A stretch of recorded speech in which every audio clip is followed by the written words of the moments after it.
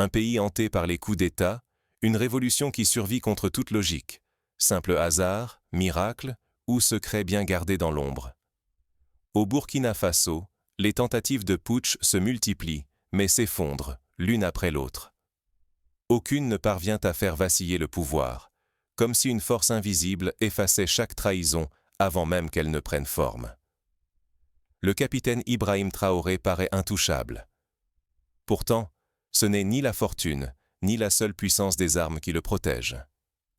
Dans l'ombre, des mains discrètes tissent autour de lui un réseau de vigilance et de loyauté, prêt à tout pour déjouer la menace. Et si la véritable force d'une révolution reposait moins sur la violence que sur la fidélité de ceux qui veillent, prêts à se sacrifier? Dans un pays meurtri par la peur et les promesses trahies, la fraternité pourrait-elle surpasser les fusils? Regarder l'histoire seulement à travers le prisme du hasard ou des slogans, c'est risquer d'ignorer ce qui protège vraiment une nation. Ce lien invisible de confiance partagée, qui transforme chaque fragilité en résilience. Plongeons dans les coulisses du pouvoir, là où la loyauté silencieuse façonne peut-être, dans l'ombre, le destin du Burkina Faso. Mais qui sont ces hommes et femmes de l'ombre, prêts à tout pour défendre leur révolution? Leur réseau demeure invisible, mais son influence est bien réelle. Avant la gloire, il y eut la peur. Comment survivre quand la trahison guette derrière chaque porte? Au Burkina Faso, rien n'est jamais acquis pour toujours. Ici, la poussière des putschs recouvre les souvenirs, étouffe les espoirs et efface, jour après jour, les certitudes les plus solides. Un matin, le pays acclame un capitaine. Le soir venu, il n'est déjà plus qu'un fantôme dans la mémoire collective. Pourtant, parfois, au bord de l'abîme, surgissent des héros inattendus, là où l'on ne voit que des ruines. La révolution n'a pas éclaté comme un orage. Elle a germé, lentement, dans le silence des veilles inquiètes. Fragilisé par une succession de coups d'État, le pays semblait prêt à sombrer à nouveau. Mais, tapi au cœur de l'instabilité, une résistance muette s'organisait. Derrière la façade du pouvoir, une autre histoire se tramait, loin des projecteurs et des promesses officielles. Pour mieux comprendre ce phénomène, rappelons-nous d'autres contextes similaires. Par exemple, durant la Révolution française, la survie du jeune pouvoir républicain n'a pas tenu qu'à la force des armes ou à la fougue des discours. C'est dans le travail souterrain des clubs patriotiques, dans la vigilance discrète des comités de surveillance, que la République a résisté aux menaces intérieures. De la même manière, lors de la Révolution cubaine, Fidel Castro n'a pu maintenir son autorité que grâce à la loyauté inébranlable d'un petit cercle d'alliés prêts à tout sacrifier et à la capacité de détecter et neutraliser chaque complot naissant. Dans cette obscurité, Umaro Yabré, chef du renseignement, veillait sur la Révolution. Presque invisible, il incarnait la vigilance et la fidélité. Depuis son bureau faiblement éclairé, il traquait les murmures du danger, repérait les indices de trahison avant qu'ils ne se transforment en actes. Autour de lui, une poignée d'hommes, unis par la confiance et un passé partagé, dressait un rempart discret mais implacable. Prenons un exemple concret. Lors d'une nuit de juillet, des signaux inquiétants circulent sur les téléphones. Un message codé mentionne une « fête inattendue » au petit matin. Yabré, grâce à la mémoire d'un code utilisé lors d'un putsch avorté il y a 10 ans, comprend qu'il s'agit d'un appel au soulèvement. Il fait discrètement surveiller les lieux évoqués. Avant l'aube, les meneurs sont arrêtés, sans coup de feu. À peine le pays s'éveille-t-il que la menace est déjà écartée. Ce genre d'intervention, rapide, précise, sans effusion de sang, n'est possible que grâce à la confiance absolue entre les membres du cercle rapproché. Ce n'est ni la force brute, ni le hasard qui ont sauvé la Révolution. Chaque complot, chaque tentative étrangère était déjouée dans l'ombre, avant même de naître.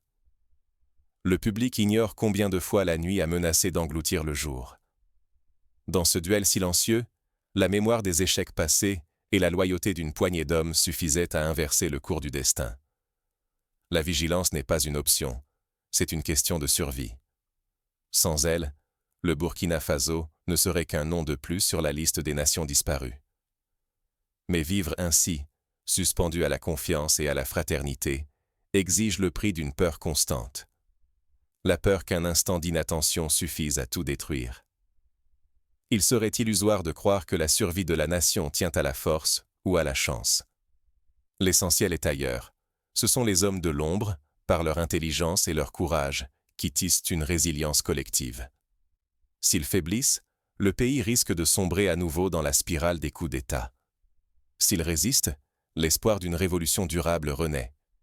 Mais la vraie bataille ne se joue pas seulement contre les ennemis visibles. Elle se livre dans l'ombre, chaque jour, là où la tentation teste sans relâche la loyauté de chacun. À l'aube d'un nouveau complot, Oumaro Yabré doit décrypter un signal inquiétant. La moindre erreur pourrait faire basculer le destin de tout un peuple.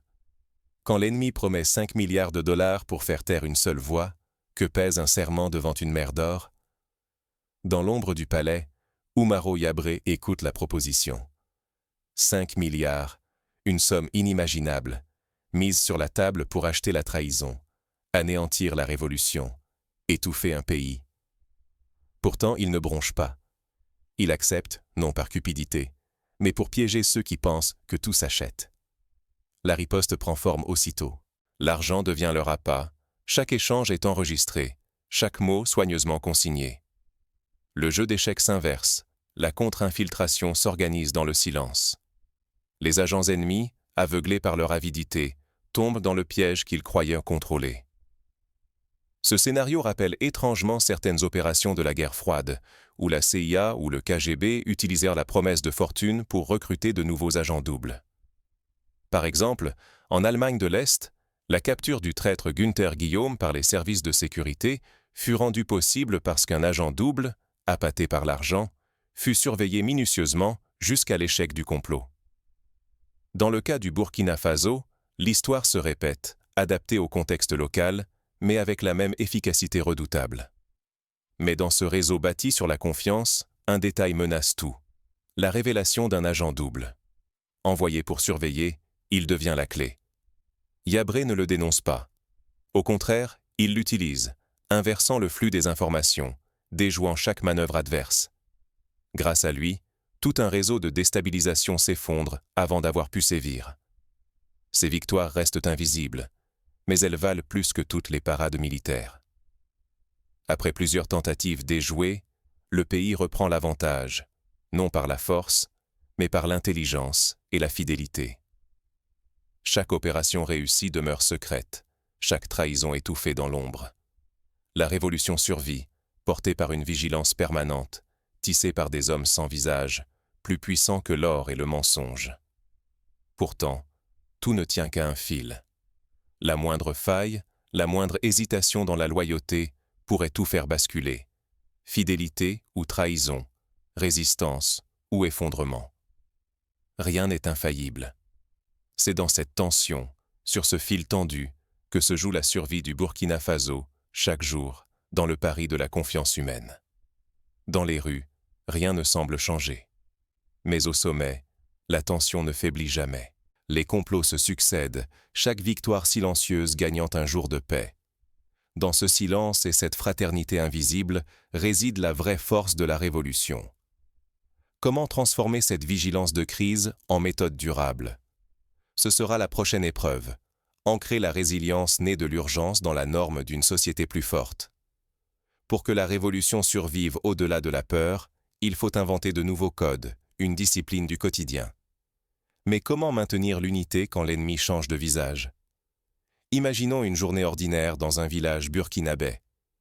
Les habitants, autrefois méfiants, organisent désormais des réunions hebdomadaires pour discuter de la sécurité du quartier. Chacun partage les rumeurs, signale les inconnus, échange sur les mouvements inhabituels.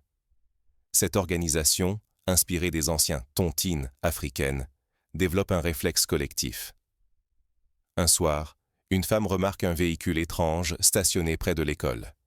Elle en parle à son voisin, qui transmet l'information au chef du village. Très vite, le réseau d'alerte se met en marche. Le véhicule, surveillé discrètement, se révèle appartenir à un groupe étranger suspect. L'intervention préventive permet d'éviter un sabotage. Quand la défense devient doctrine, peut-on vraiment bâtir une paix durable sur une vigilance absolue? Après les complots déjoués, le Burkina Faso ne se contente plus de survivre. il devient une sentinelle éveillée, où chaque rouage de l'État se réorganise autour de la veille et de la loyauté partagée.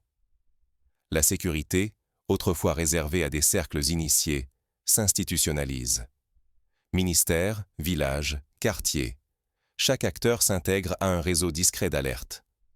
Le soupçon d'hier se transforme en réflexe collectif, tissé de confiance prudente, comme si tout le pays respirait désormais au rythme d'une vigilance nouvelle. Les effets sont immédiats. Sabotage, infiltration et menaces internes chutent brutalement. Les rapports officiels évoquent une division par 3 des incidents majeurs en moins de 2 années. Mais le plus frappant, c'est l'émergence d'un sentiment inédit. La stabilité ne dépend plus d'un chef ou d'une milice, mais d'une fraternité silencieuse, forgée dans la mémoire des crises évitées. Ce « modèle Burkina » intrigue au-delà de ses frontières. À Bamako, Niamey, Abidjan et Dakar, des délégations viennent observer, parfois en secret, les rituels et les succès de cette vigilance partagée. Au Mali et au Niger, fragilisés par la succession de coups d'État, certains officiers rêvent d'implanter une doctrine similaire, non plus une sécurité imposée par la peur, mais un système immunitaire bâti sur la confiance et la coopération souterraine. Peu à peu, la contagion gagne le Sahel. Des cellules citoyennes naissent, des réseaux de communication s'entrelacent, comme si l'Afrique de l'Ouest s'éveillait à la nécessité de se protéger elle-même au-delà des alliances extérieures. On peut tracer un parallèle historique avec la Corée du Sud des années 50. Après la guerre, la société sud-coréenne a misé sur la vigilance civique pour prévenir les infiltrations et les coups d'État. Les comités de voisinage, instaurés à l'époque, sont devenus des piliers de la stabilité du pays. Ils ont permis d'ancrer une culture de la résilience et de la solidarité, transformant la peur en force collective. Cette méthode n'a pas effacé tous les risques, mais elle a permis de construire une société plus robuste face aux menaces invisibles. Mais ce système porte autant de promesses que de périls. L'enjeu est immense. Il s'agit de la survie morale et politique du Burkina Faso, peut-être même d'une partie du continent. 3 scénarios se dessinent. Premier scénario, la consolidation. Les réseaux de veille deviennent durables. La population adopte une culture de vigilance équilibrée et l'État préserve la liberté tout en garantissant la sécurité. Deuxième scénario, la coalition africaine. Le modèle s'exporte, une alliance régionale émerge, partageant informations et moyens, érigeant un bouclier contre les crises et les ingérences. Troisième scénario, plus sombre, l'isolement. Si la méfiance vire à la paranoïa ou si la pression extérieure s'intensifie, le pays risque de se refermer, laissant la peur miner la cohésion sociale au lieu de bâtir des ponts. À ce carrefour, une question obsède les veilleurs et les rêveurs. La vigilance peut-elle devenir culture sans étouffer la liberté? Car un système fondé sur la confiance et la suspicion partagée flirte toujours avec la tentation autoritaire. Le vrai défi n'est plus seulement de résister aux ennemis, mais de transformer la vigilance en confiance, la peur en mémoire, la loyauté en fraternité active. Mais pour durer, la révolution doit s'incarner dans le quotidien, se glisser dans les gestes du peuple. C'est là, dans l'invisible de chaque jour, que la force ou la fragilité du modèle burkinabé se révélera. Comment alors ancrer cette vigilance dans la durée, sans tomber dans l'excès? Regardons du côté du Japon. Après la Seconde Guerre mondiale, le Japon a construit sa prospérité sur une culture de la confiance, mais aussi de la surveillance mutuelle, à travers des associations de quartier et des codes moraux transmis de génération en génération. L'équilibre était subtil, assez de contrôle pour éviter les dérives, assez de liberté pour permettre l'innovation et la solidarité. Le Burkina Faso a tout à gagner en s'inspirant de ces modèles, tout en les adaptant à son histoire et à ses valeurs. Derrière les murs de Ouagadougou, cependant, certains savent que la vigilance n'a pas effacé tous les périls. Une ultime épreuve s'annonce, où loyauté et mémoire seront mises à nu. La vraie victoire ne se grave pas dans les manuels officiels, mais dans la mémoire vive. Une main tendue, un regard qui rassure, une solidarité tissée sans bruit. C'est dans la routine quotidienne que la vigilance collective imprime sa marque. Une confiance nouvelle circule entre voisins, dans les marchés, jusque dans les familles, même lorsque les nouvelles restent pleines de doutes. Par exemple, dans un quartier populaire de Ouagadougou, une jeune institutrice organise des ateliers de mémoire. Elle invite les anciens à raconter les grandes peurs et les petites victoires, afin que les enfants apprennent non seulement l'histoire officielle, mais aussi les secrets de la résilience. Un élève demande « Pourquoi faut-il toujours rester sur ses gardes ?»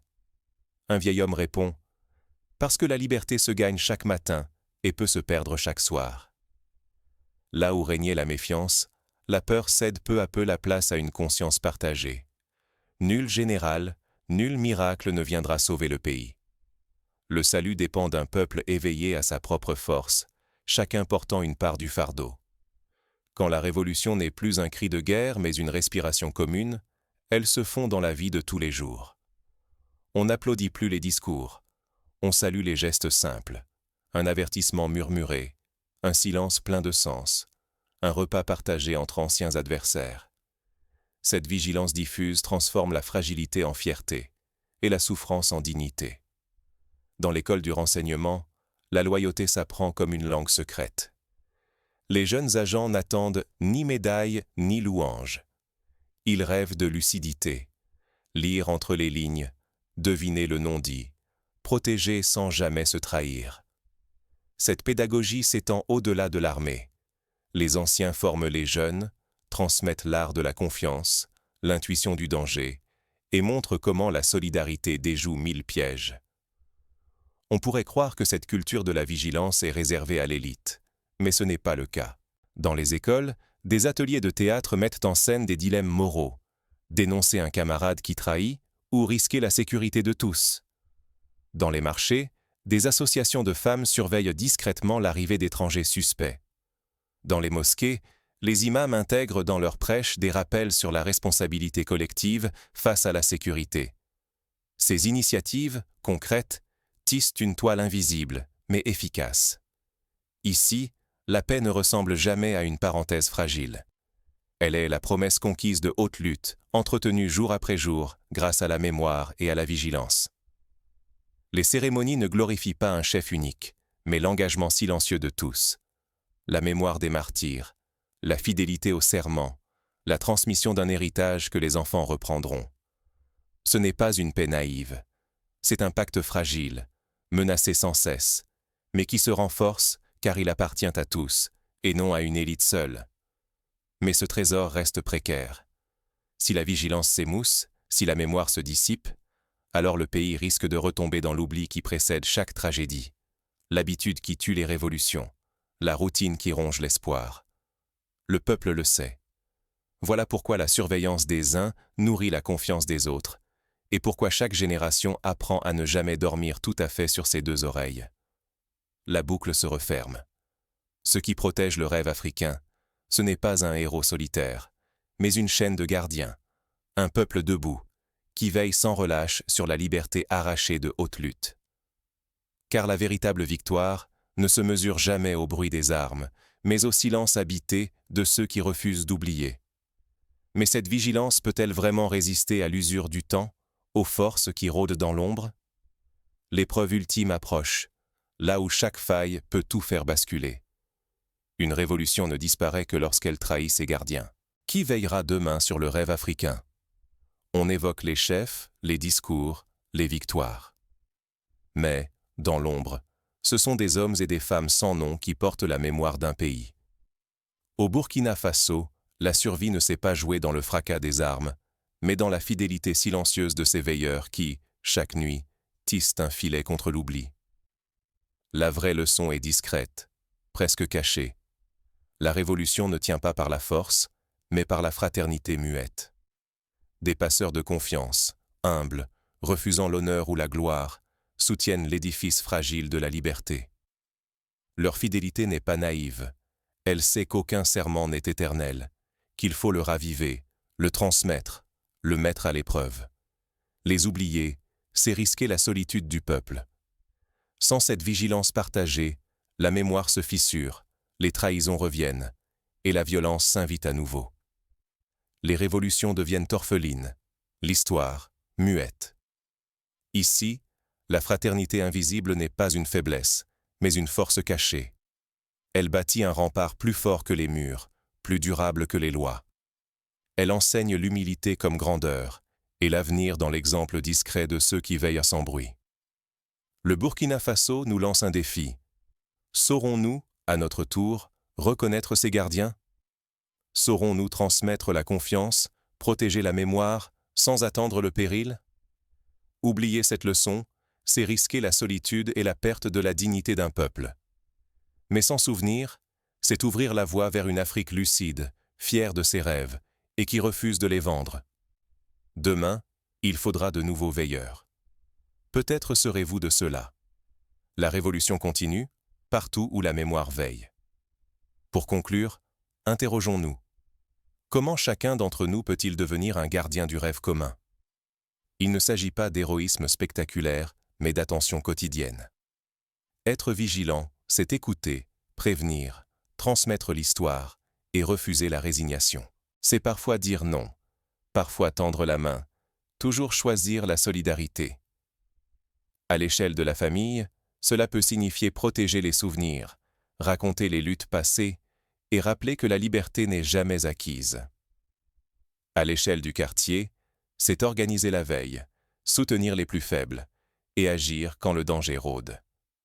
À l'échelle nationale, c'est construire des institutions justes, où la confiance circule sans naïveté et où la loyauté n'est pas aveugle, mais lucide.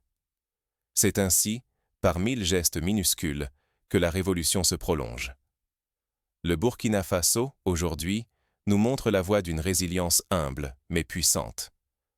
Ce modèle n'est ni parfait, ni définitif, mais il nous rappelle que la vraie force d'un peuple réside dans la vigilance partagée et la fidélité à la mémoire commune. Alors, la question n'est plus « qui protège la révolution ?», mais « qui, demain, portera la vigilance ?»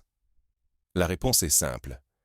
Ce sera chacun d'entre nous, chaque fois que nous refusons l'oubli. La boucle est bouclée. Le destin d'une nation, tissé dans la discrétion, se joue dans la persévérance quotidienne de ses veilleurs. Le Burkina Faso, fort de ses épreuves, nous invite à croire, non en la magie du hasard ou en la force brute, mais en la puissance tranquille de la fraternité et de la mémoire vivante.